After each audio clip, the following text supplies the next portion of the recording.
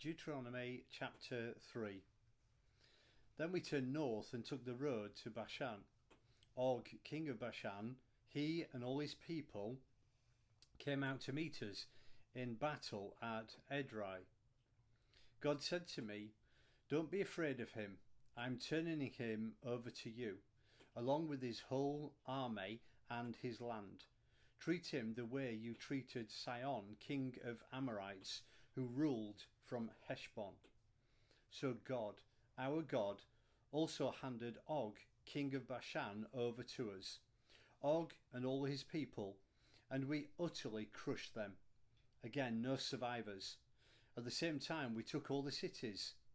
There wasn't one of the 60 cities that we didn't take, the whole region of Argob, Og's kingdom in Bashan. All these cities were fortress cities with high walls and barred gates. There were also numerous unwalled villages. We totally destroyed them, a holy destruction. It was the same treatment we gave to Sihon, king of Heshbon, a holy destruction of every city, man, woman and child. But all the livestock and plunder from the cities we took for ourselves.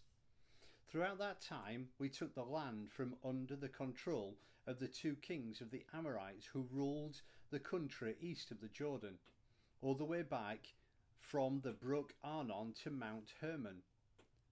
Sirion is the name given Hermon by the Sidonians. The Amorites call it Senir. We took all the towns of the plateau, everything in Gilead, everything in Bashan, as far as Salecah and Edrei, the border towns of Bashan, Og's kingdom. Og, king of Bashan, was the last remaining Rephaite. His bed, made of iron, was over 13 feet long and 6 wide. You can still see it on display in Rabbah of the people of Ammon.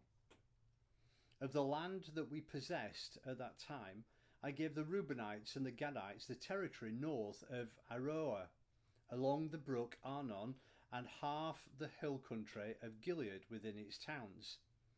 I gave the half tribe of Manasseh, the rest of Gilead, and all of Bashan, Og's kingdom, all the region of Argob, which takes in all of Bashan. This used to be known as the land of the Rephaites.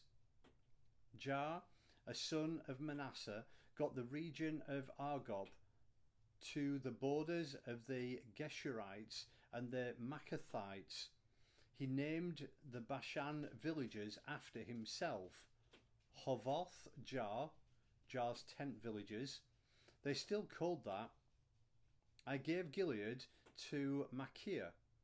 I gave the Reubenites and Gadites the land from the Gilead down to the Brook Arnon, whose middle was the boundary, and as far as the Jabbok River, the boundary line of the people of Ammon.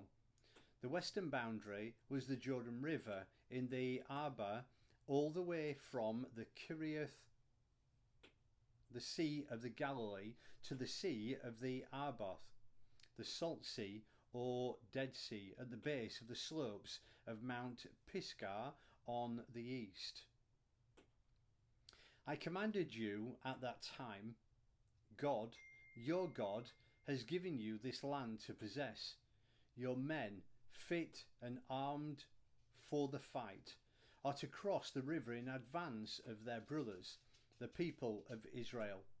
Only your wives, children and livestock, I know you have much livestock, may go ahead and settle down in the towns I have already given you until God secures living spaces for your brothers as he has for you, and they have taken possession of the country west of the Jordan that God, your God, is giving them. After that, each man may return to the land I have given you here. I commanded Joshua at that time, you've seen with your own 2 eyes everything God, your God, has done to these 2 kings. God is going to do the same thing to all the kingdoms over there across the river where you're headed. Don't be afraid of them. God, your God, he's fighting for you. At the same time, I begged God, God, my master, you let me in on the beginnings. You let me see your greatness. You let me see your might. What God in heaven or earth can do anything like what you've done?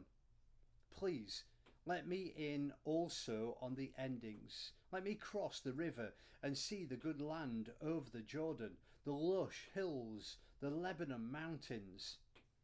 But God was still angry with me because of you. He wouldn't listen.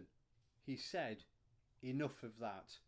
Not another word from you on this.